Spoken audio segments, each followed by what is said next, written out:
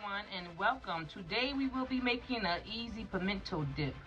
So you just want to get your cheese, shredded cheese, a little bit of horseradish, some mayo. Take the tops of the green onion and chop it up very fine.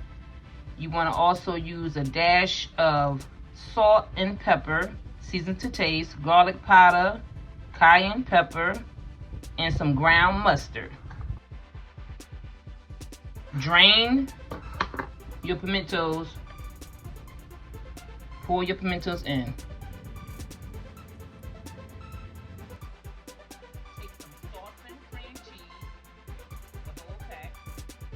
Let's put that in.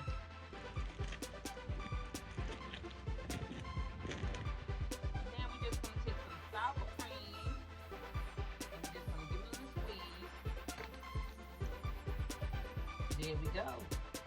Okay, now we're just gonna stir it up. Now I'm making this pimento dip for Kim. She asked me to make this, so here we go. So let me stir it up.